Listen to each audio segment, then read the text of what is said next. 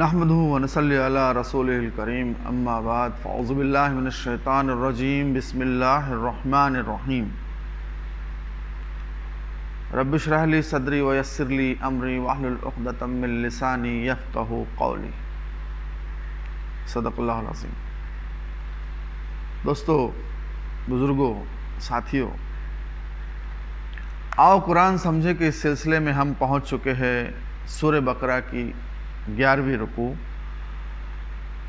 آیات اس میں ہے 87 سے لے کے 96 تک۔ جیسا کہ دوستو ہم نے کہا آپ سے کہ بنی اسرائیل کا ذکر چل رہا ہے 5ویں رکوع سے، اور شروعات ہی اس سے ہوئی کہ بنی اسرائیل کو کیا کیا نعمتیں ملی، کیا کیا ان کو دیا گیا، اس کے بعد انہوں نے کیا کیا مخالفت کی، کن کن چیزوں میں پڑ گئے، اور ان میں اخلاقی کمزوری، ذلت، خواری اور جو بدحالی اور اخلاقی کمزوریوں کے ساتھ ساتھ خوف اور دنیاوی چیزوں میں کس طرح سے وہ پڑے رہے، اس کے بارے میں یہ سلسلہ چل رہا ہے۔ تو آج ہم 11ویں رکوع شروع کرتے ہیں دوستو، اس کا ترجمہ ہم شروع کرتے ہیں۔ آئیے بسم اللہ کرتے ہیں۔ اعوذ باللہ من الشیطان الرجیم، بسم اللہ الرحمن الرحیم۔ ہم نے موسیٰ کو کتاب دی، اس کے بعد پے در پے رسول بھیجے، آخرکار عیسیٰ ابن مریم کو روشن نشانیاں دے کر بھیجا اور روح پاک سے اس کی مدد کی۔ پھر یہ تمہارا کیا ڈھنگ ہے کہ جب بھی کوئی رسول تمہاری خواہشات نفس کے خلاف کوئی چیز تمہارے پاس لے آیا تو تم نے اس کے مقابلے میں سرکشی ہی کی،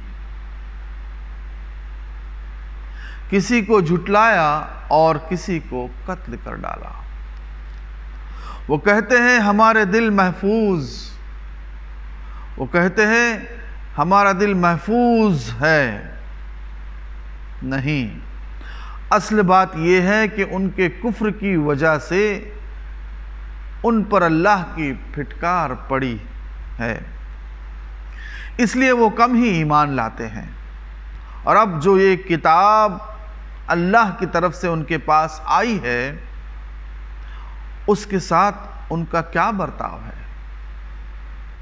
باوجود یہ کہ وہ اس کتاب کی تصدیق کرتی ہے جو ان کے پاس پہلے سے موجود تھی، باوجود اس کی آمد سے پہلے وہ کفار کے مقابلے میں فتح و نصرت کی دعائیں مانگا کرتے تھے، مگر جب وہ چیز آ گئی جسے وہ پہچان بھی گئے تو انہوں نے اسے ماننے سے انکار کر دیا۔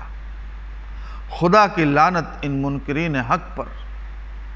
کیسا برا ذریعہ ہے جس سے یہ اپنے نفس کی تسلی حاصل کرتے ہیں کہ جو ہدایات اللہ نے نازل کی ہے اس کو قبول کرنے سے صرف اس ضد کی بنا پر انکار کر رہے ہیں کہ اللہ نے اپنے فضل سے، وحی و رسالت سے اپنے جس بندے کو خود چاہا نواز دیا، لہٰذا اب یہ غضب بالائے غضب کے مستحق ہو گئے ہیں، اور ایسے کافروں کے لیے سخت ذلت آمیز سزا مقرر ہے۔ جب ان سے کہا جاتا ہے کہ جو کچھ اللہ نے نازل کیا ہے اس پر ایمان لاؤ، تو وہ کہتے ہیں ہم صرف اس چیز پر ایمان لاتے ہیں جو ہمارے ہاں یعنی نسل اسرائیل میں اتری ہے۔ اس دائرے کے باہر جو کچھ آیا اسے ماننے سے وہ انکار کرتے ہیں، حالانکہ وہ حق ہے، اور اس تعلیم کی تصدیق وہ تائید کر رہا ہے جو ان کے ہاں پہلے سے موجود تھی۔ اچھا، ان سے کہو اگر تم اس تعلیم پر ہی ایمان رکھنے والے ہو جو تمہارے ہاں آئی تھی تو اس سے پہلے اللہ کے ان پیغمبروں کو جو خود بنی اسرائیل میں پیدا ہوئے تھے کیوں قتل کرتے رہے؟ تمہارے پاس موسیٰ کیسی کیسی روشن نشانیوں کے ساتھ آیا، پھر بھی تم ایسے ظالم تھے کہ اس کے پیٹھ موڑتے ہی بچڑے کو معبود بنا بیٹھے۔ پھر ذرا اس میثاق کو یاد کرو جو طور کو تمہارے اوپر اٹھا کر ہم نے لیا تھا۔ ہم نے تاکید کی تھی کہ جو ہدایات ہم دے رہے ہیں ان کی سختی کے ساتھ پابندی کرو اور کان لگا کر سنو۔ تمہارے اسلاف نے کہا کہ ہم نے سن لیا، مگر مانیں گے نہیں، اور ان کی باطل پرستی کا یہ حال تھا کہ دلوں میں ان کے بچڑے کا ہی تقدس، دلوں میں ان کے بچڑا ہی بسا ہوا تھا۔ کہو اگر تم مومن ہو تو یہ عجیب ایمان ہے جو ایسی بری حرکات کا تمہیں حکم دیتا ہے۔ ان سے کہو کہ اگر واقعی اللہ کے نزدیک آخرت کا گھر تمام انسانوں کو چھوڑ کر صرف تمہارے لیے مخصوص ہے تو تمہیں چاہیے کہ موت کی تمنا کرو، اگر تم اپنے خیال میں سچے ہو۔ یقین جانو کہ یہ کبھی اس کی تمنا نہ کریں گے، اس لیے کہ اپنے ہاتھوں جو کچھ کما کر انہوں نے وہاں بھیجا ہے اس کا اقتضا یہی ہے کہ یہ وہاں جانے کی تمنا نہ کرے۔ اللہ ان ظالموں کے حال سے خوب واقف ہے۔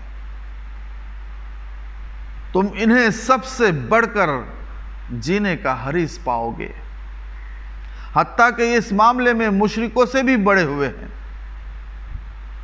ان میں سے ایک ایک شخص یہ چاہتا ہے کہ کسی طرح 1000 برس جیے، حالانکہ لمبی عمر بہرحال اسے عذاب سے تو دور پھینک نہیں سکتی۔ جیسے کچھ اعمال یہ کر رہے ہیں اللہ تو انہیں دیکھ ہی رہا ہے۔ صدق اللہ العظیم۔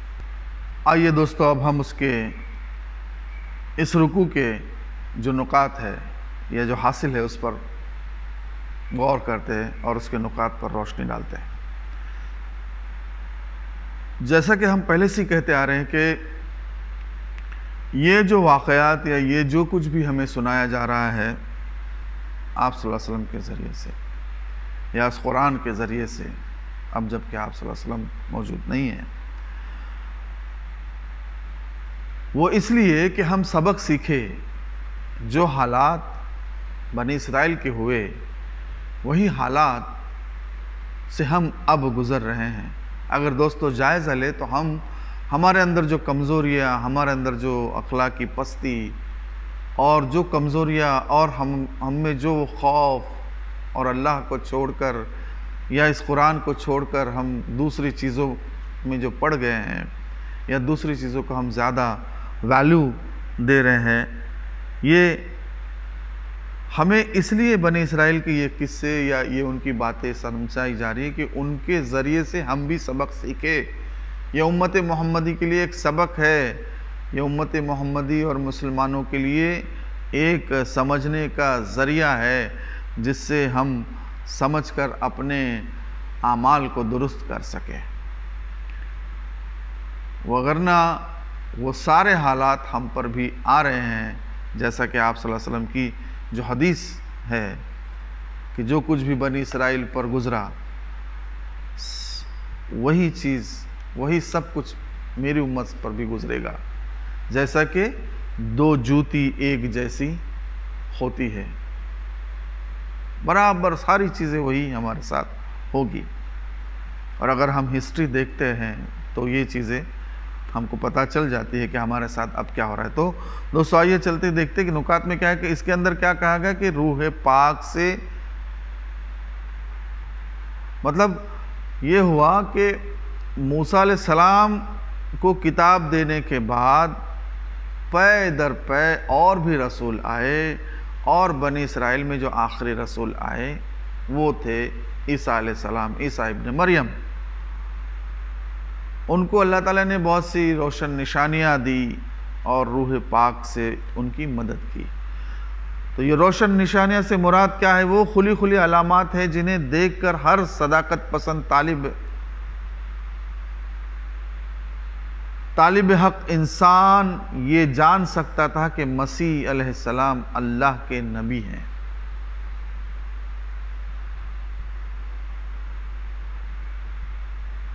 اور روح قدس یا روح پاک سے کیا مراد ہے کہ اس سے مراد وہ علم وحی ہے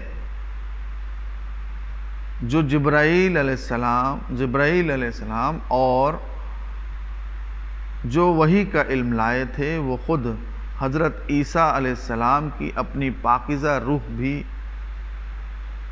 ہے، جس کو اللہ نے قدسی صفات بنایا تھا۔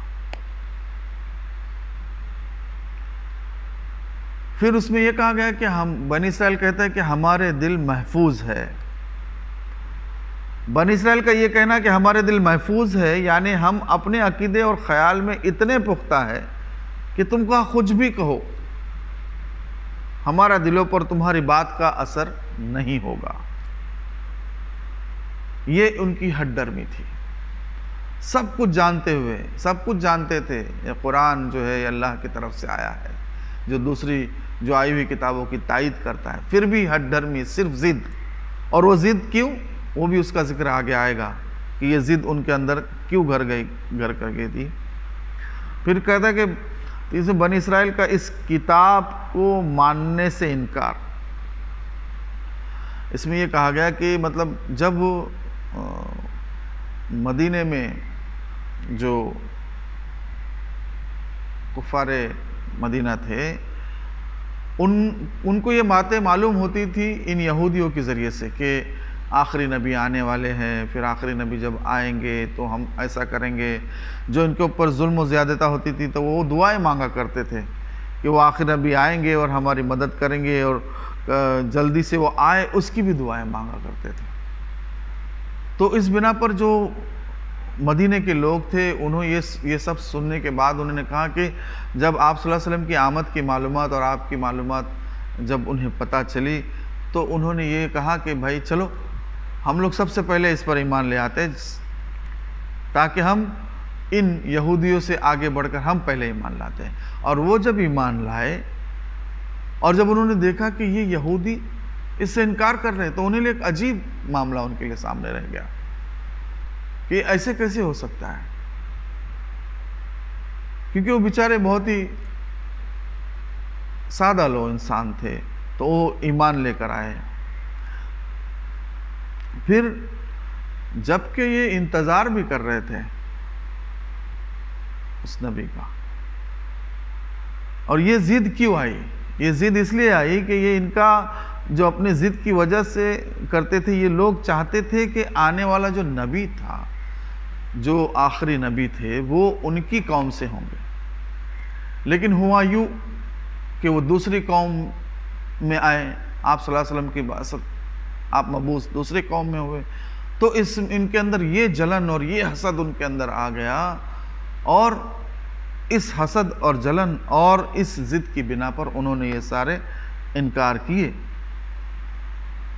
بنی اسرائیل سے جب کہا جاتا کہ اس کتاب پر ایمان لاؤ تو وہ کہتے ہم صرف اس پر ایمان لائیں گے جو ہمارے یعنی نسل اسرائیل پر اتری ہے۔ یہ بات بھی اس کے اندر ہے، ہم اور دوسری کسی کتاب پر ایمان نہیں لائیں گے۔ پھر ان سے کہا گیا کہ اگر ٹھیک ہے، وہ جو ٹھیک ہے، تم اگر ایسی بات ہے تو پھر تم موت کی تمنا کرو، اور اس کے پہلے جو کتابیں آئے اس کے اوپر تم نے کیوں نہیں ایمان لایا؟ کیوں تم نبیوں کو اور قتل کرتے رہیں؟ کیوں ان سے انکار کرتے رہیں؟ کیوں اپنی ہٹ درمی پر بنے رہیں؟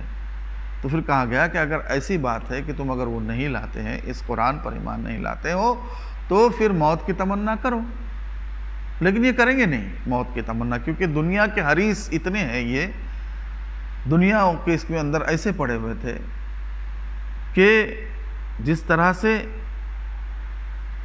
انہوں نے یہ برتاؤ اس کتاب کے ساتھ کیا، انہوں نے ایسا ان کتابوں کو بھی نہیں مانا اور اس کتاب کو بھی نہیں مانتے۔ پھر جب ان سے کہا گیا کہ پھر موت کی تمنا کرو تو وہ بھی نہیں، کیونکہ موت کے یہ دنیا کے اتنے حریص تھے۔ تو یہ جو کتابوں کے ساتھ جو برتاؤ ہے،